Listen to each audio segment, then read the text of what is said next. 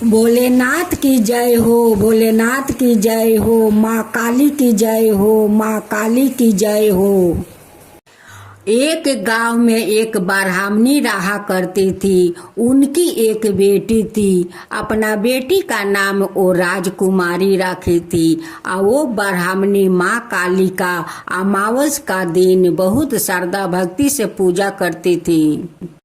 एक दिन राजकुमारी अपना माँ से कहती है कि माँ, तुम जे इनकी पूजा करती हो, लेकिन इनकी तो एक पाँव भोलेनाथ का सीने पर क्यों है माँ, और दूसरी इनकी जीभ बाहर क्यों है माँ। राजकुमारी तो बहुत छोटी थी, उनकी तो बुद्धि नहीं थी। अपना माँ से कहती है कि माँ, इनकी चेहरा इतना डरावना क्यों है माँ, वो आदमी का मुंडू का माला क्यों पहनती है माँ, क्यों पहनती है। राजकुमारी का माँ कहती है कि बेटी, मैं इनकी बारे में तुम्हें एक कहानी सुनाऊंगी। बहुत सारे असुरों था कि जो असुरों ब्राह्मण देव ऋषि मुनि महात्मा पर बहुत वो लोग अत्याचार करते थे। ब्राह्मण देव लोग का वो नहीं जगो करने देता था और नहीं वो लोग का पूजा पाठ करने देते थे। जब वो लोग जगो कर रहे थे उस समय जाकर वो मरे हुए आदमी का हड्डी जगो में डाल देते थे और पूजा में विधना देते थे। वो ब्राह्मणों को बहुत वो लोग चाबुक से मारते थे, बहुत अत्याचार करते थे। यहाँ तक कि वो असुर लोग देव लोग में जाकर भी अत्याचार कर रहे थे, सब देवताओं को बहुत परेशान कर रहे थे। सभी देवताओं को कह रहा था कि मेरा पूजा करो। सभी ब्राह्मण ऋषियों मुनियों को कह रहा था कि तुम लोग असुरों को पूजा करो। अब तो वो लोग देव लोग में जाकर अत्याचार करने लगे। अब सभी देवताओं लोग कहने लगे कि देखो, ये तो असुरों को अत्याचार बढ़ गया है कि ये लोग देव लोग तक पहुंच गया। अब पहुंच कर हम लोग पर इतना अत्याचार कर रहे हैं। अब हम लोग क्या करें। अब सभी देव लोग मिलकर महादेव के पास जाते हैं। हे महादेव, हम लोग का रक्षा कीजिए, रक्षा कीजिए। हे महादेव, ये असुरों से रक्षा कीजिए। देखिए हम लोग पर कितना अत्याचार कर रहा है, हम लोग का रक्षा कीजिए महादेव। भोलेनाथ तो अपना ध्यान में लीन था। उधर जाकर ब्राह्मणों को, ऋषि मुनियों को, सबका वो पूजा नहीं करने देता है और चाबुके चाबुके मारते हैं। तब ब्राह्मण लोग कहता है कि हे असुर, तेरा घारा भर जाएगा, उस दिन तेरा वध हो जाएगा। अब वध होगा तो एक नारी तुझे वध करेगी असुर, एक नारी तुझे वध करेगी। तू डरे, उस नारी से डरे असुर, तू उस नारी से डरे। जितना तू सब देवी देवताओं ब्राह्मणों को अत्याचार करता है, एक दिन तुझे वध होकर रहेगा। असुर लोग उस ब्राह्मण से कहते हैं कि तेरा नारी मुझे वध करेगी, तो उस नारी को तू बुलाओ कि मैं उस नारी को देखी कि उस नारी में कितना शक्ति है। तू बुलाओ, उस नारी को बुलाओ। सारे ब्राह्मणों कहते हैं कि अरे असुर, तू उस नारी से डरे, तू उस नारी से डरे। अगर उस शक्ति नारी आ गई तो तेरे सारे असुरों को वध कर देगी। तेरा अहंकार मिट जाएगा, तेरा ये अहंकार नहीं रहेगा असुर, नहीं रहेगा। वो सारे असुरों को खत्म कर देगी। उस असुर को तो अपना अहंकार पर बहुत घमंड था, बहुत घमंड था। बार बार कहने लगा कि अरे ब्राह्मणों, बुलाओ उस शक्ति नारी को, मैं भी तो देखूं कि तेरा वो शक्ति नारी कैसी है। जब सारे देव देवियों ऋषि मुनि ब्राह्मण अपना रक्षा के लिए माता को पुकारते हैं तो माता एक सुंदरी का रूप धारण करते वहां पर आती है। असुर कहता है कि अरे ब्राह्मण, इस नारी मुझे वध करेगी, इसे तो मैं चुटकी से मचल दूंगी, आये मुझे क्या वो वध करेगी। ए सुंदरी, तू मुझसे शादी कर ले, तू वध करने के तेरे में शक्ति नहीं है, तू आओ मुझसे शादी कर ले। अब तो ये बात सुनकर माँ तो बहुत क्रोध हो जाती है, एक चंडालिन काली का रूप धारण करती है। अब तो माँ कहती है कि अरे असुरो, देख तू एक नारी का लल करता है, देख लल करने के कारण तेरा क्या दंड मिलता है।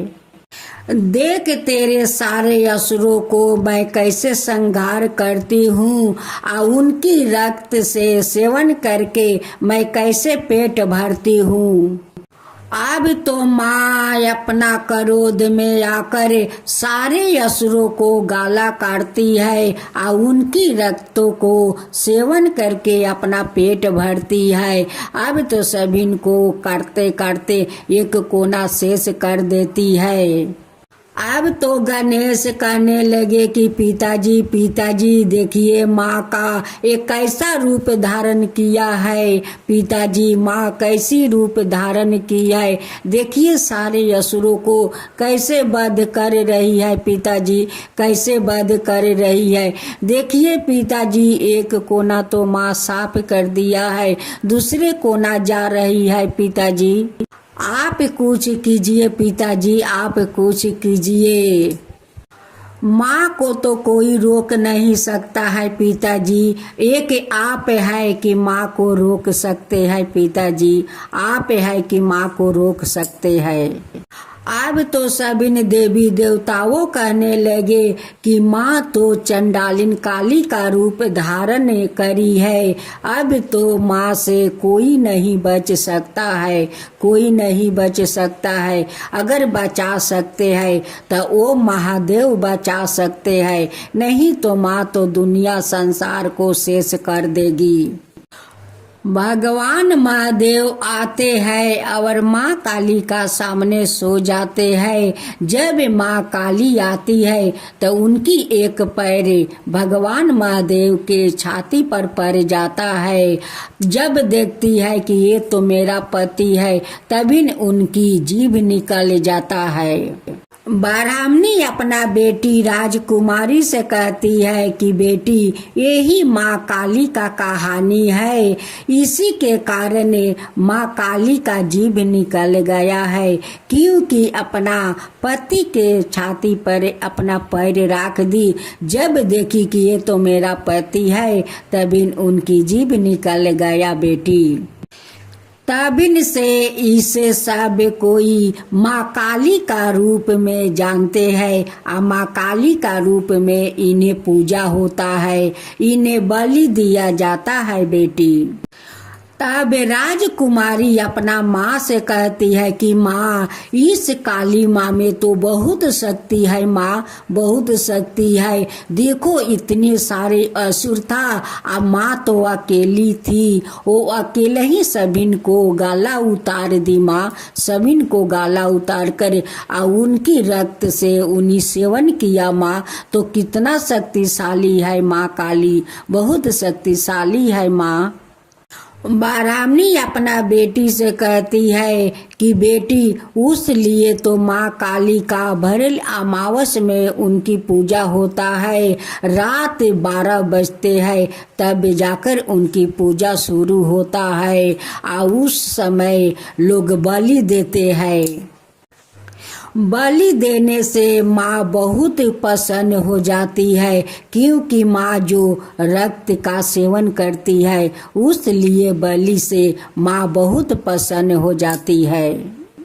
राजकुमारी अपना माँ से कहती है कि माँ, तुम भी तो भरल अमावस का दिन पूजा करती हो इस माँ काली का, तो तुम भी तो बलि देती होगी।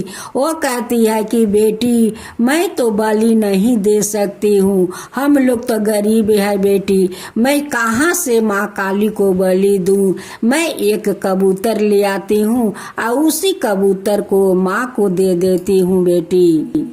जब दूसरा अमावस आने वाला था तो राजकुमारी अपना माँ से कहती है कि माँ, घर में 2-4 पीतल का बर्तन है, उस बर्तन को बेचकर इस बार तुम माँ काली का एक पाठा लाना माँ, और उस पाठा को माँ को बलि देना माँ, इस बार आप बलि देना माँ।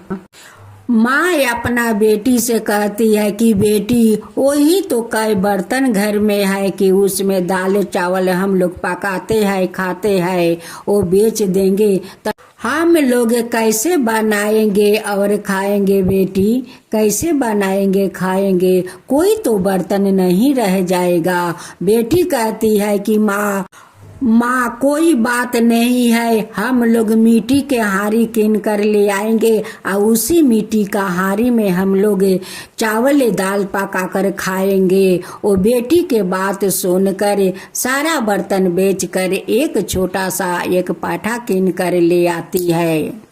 जब दूसरा अमावस आ गया तो माँ बेटी मिलकर श्रद्धा भक्ति से माँ काली का पूजा करती है और उस पाठा को माँ को बलि देती है। उधर घर में माँ काली तो अन्न धन भर देती है, बहुत सारा बर्तन भाड़ा से लेकर अन्न धन वस्तु बहुत सारे धन घर में भर देती है। जब माँ बेटी पूजा करके घर में जाती है तो देखती है कि घर का तो रौनक बदल गया है, और वो कहती है कि देखो माँ, देखो ये माँ काली का चमत्कार, देखो माँ, देखो आज माँ बहुत हम लोग पर प्रसन्न है माँ, देखो आज तुम एक पाठा किनकर बलि दी, तो देखो माँ उस बदले में आपको इतना धन दे दिया है, इतना धन कि ये धन तो हम लोग कभी शेष नहीं कर सकते हैं माँ, नहीं कर सकते हैं। देखो माँ काली का दया कितना बड़ा है, उनकी ममता कितना बड़ा है कि हम लोग का गरीबी देख कर माँ कैसे हम लोग पर दया कर दिया माँ, कैसे दया कर दिया कि इतना घर में धन भर दिया, बहुत सारे धन भर दिया कि इस धन कभी शेष नहीं होगा माँ, कभी नहीं शेष होगा। माँ तो बहुत दयालु है, बहुत कृपालु है माँ, बहुत कृपालु है, इसलिए इन्हें सब कोई माँ काली कहते हैं माँ काली कहते हैं। हे माँ काली, जैसे आप उस ब्राह्मण गरीब को आप घर धन से भर दिया माँ, वैसा ही सभिन का ऊपर कृपा कीजिए माँ, सभिन के ऊपर दया कीजिए माँ। जो आपका काता कहता है, जो हुंकारी पड़ता है, जो सुनते हैं, उन सब का ऊपर कृपा कीजिए माँ, सब के ऊपर कृपा कीजिए। माँ काली की जय हो, माँ काली की जय हो।